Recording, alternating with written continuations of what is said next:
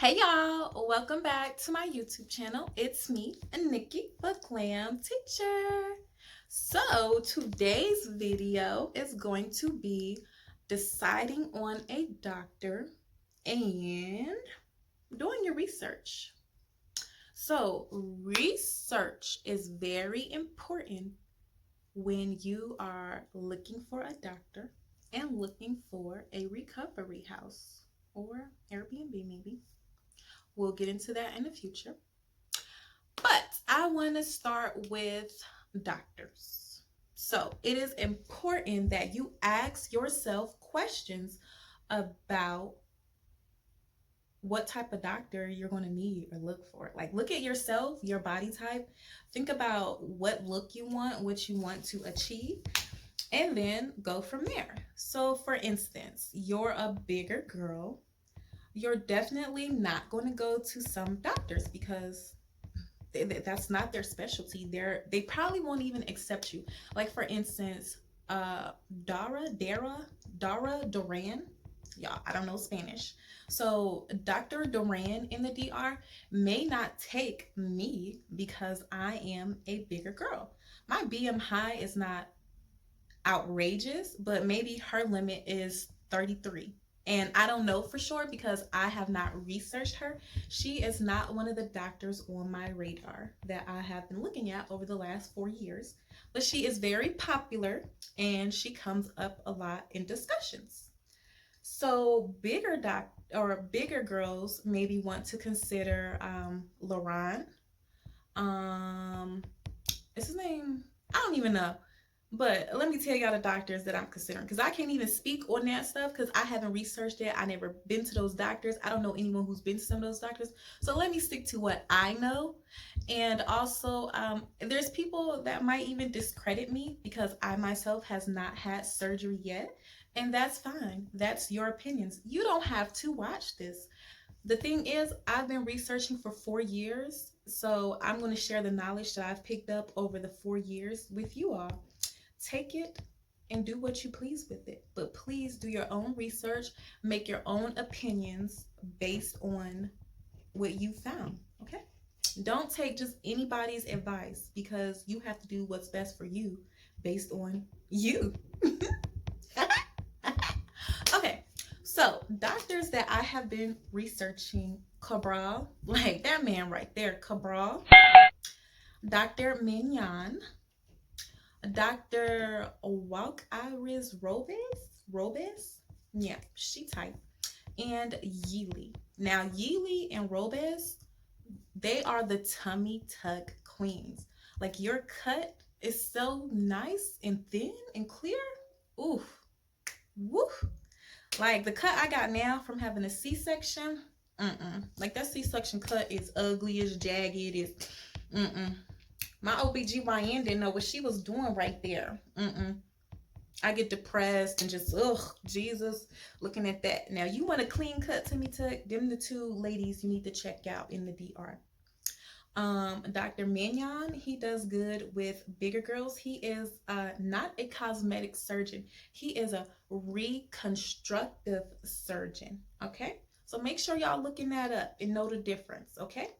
And with him, he knows how to take girls that have bigger girls that have lost weight and shape that loose skin, cut it, snatch you up good, repair the muscles, get rid of that hernia. Like, I'm just not going to get a tummy tuck to get a tummy tuck. Like, hey, look at my small waist and big booty. I don't even think I need the BBL. No, I don't need the BBL. Just focus on my tummy tuck, okay?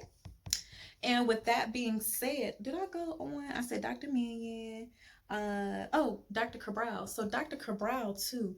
I mean, whew, them girls look nice. But see, he's more of a vixen type doctor, and I don't want all of that. And I hear that he's not going to just do what you want. He has a reputation to keep, so he's going to do what he pleases to make you look how he want you to look, so that his name doesn't get any dirt on it. So I don't know, y'all, but okay, those are the doctors that have been on my radar for the last couple years, and I got a decision to make. So doing your research, the top places to research Start with real self. Make a real self account. You can read reviews, read about doctor credentials. There is also, I'm going to insert it right here, the website, the Dominican website, where you can go and look at like board certified doctors there. Also, make sure you're in Facebook groups, Instagram page, follow certain surgery Instagram pages. Also speak to girls that have actually had it, been there, done that, did that, looking for round 2, 3, and 4. Okay, talk to those girls and guys, because guys go too, and just get their feedback. Now remember, everybody isn't as open about their journey, and they don't owe you and me explanation. Okay, come correct to these people. They've been through a lot. Like, surgery is not something for the weak. They have been through some emotional journeys. So be respectful of them, and just take every little bit of advice and tips, suggestions that they give you, and hold on to that information. I have a lot of people that I know that have went there way back in 2013, before people was even thinking about, regular old people like me wasn't even thinking about no surgery and stuff. Also, I will never forget the information I got from this RN nurse at Children's Hospital. I was there with my baby. My baby was sick, and this nurse shared so much information. Like, we literally talked for hours. I still have her contact information. We keep in touch, but she has been there twice. And actually, one of the doctors on my list she went to, and that nurse know a lot of stuff, like a lot of stuff. She gave me a lot of tips and suggestions. And remember, y'all, I am not a medical professional, so you can hear what I say, but please be, under the supervision of your own doctor, because I'm not a doctor. I'm a teacher. Also, when you're looking at a doctor, when you're researching, you want to make sure that you're also researching the clinic or hospital that doctor works out of. Just like here in America, I knew certain hospitals I did not want to have my baby at. I didn't want to give birth at certain hospitals. So I specifically chose a doctor that worked at the hospital where I wanted to give birth. So same thing over there.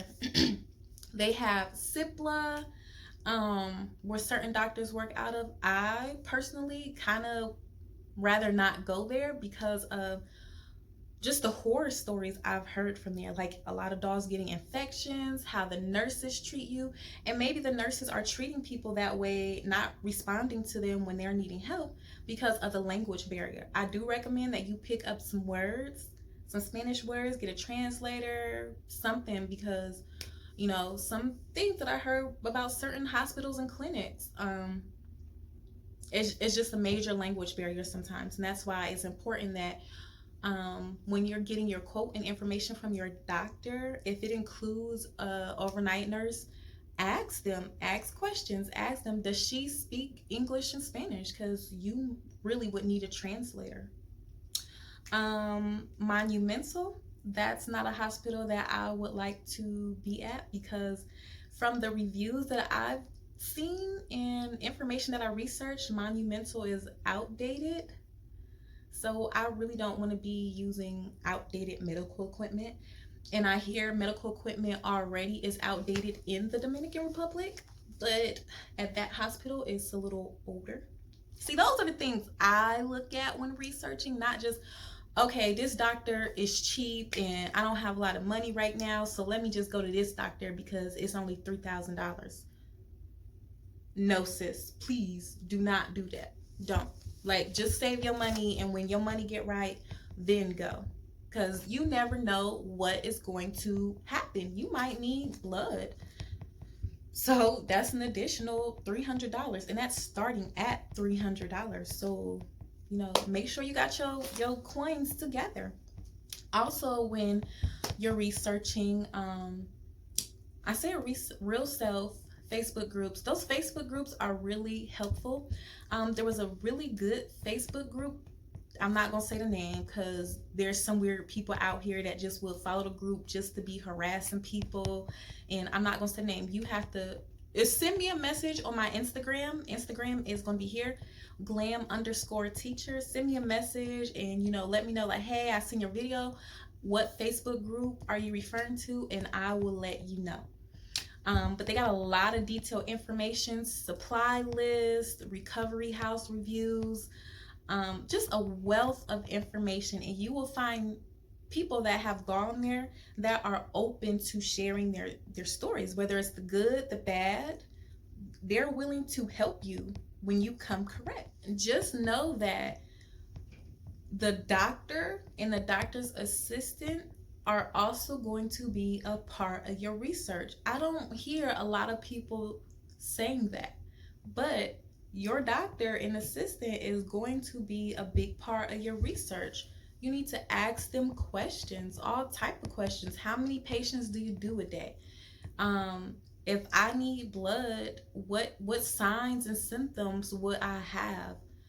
What type of anesthesia do you use? Like, the blue pill. What is the blue pill? Why would I get it? Why would I not get it? When I come to the hospital, what do I need to bring? Also, when you're looking for an overnight nurse, you need to ask her the same thing. Like, because you might get different information and you need to go straight to the source so there's no surprises when you actually have your surgery. Or you might learn something asking her questions that your doctor may have not told you. And a lot of doctors will do a video call with you, a phone call with you. A lot of people that I work with, they're fluent in Spanish and I trusted them to translate with me. So when I talk to doctors over the years, currently, I learned a lot of information directly from the doctor and their assistants. Write a list of your questions down and get them answered. How many deaths do you have? And I don't know why that's such a big question, because all doctors have deaths for the most part. Give me 10 doctors right off the hand that haven't had any deaths. You just need to be prepared and do your research. Certain doctors, you just know they got a higher rate of deaths. Don't even bother. Or they're a newer doctor, so that's why they have deaths. There's going to be older doctors with maybe a lot of deaths, but they're well seasoned now. Those are not happening anymore. So do your research, y'all. And if I forgot something, let me know in the comments. Drop me a comment if you have a question or you want me to go more in detail about something, and I will. Go ahead, like and subscribe. You might not even like this. Dislike it. Just subscribe. Peace out, y'all. Take care.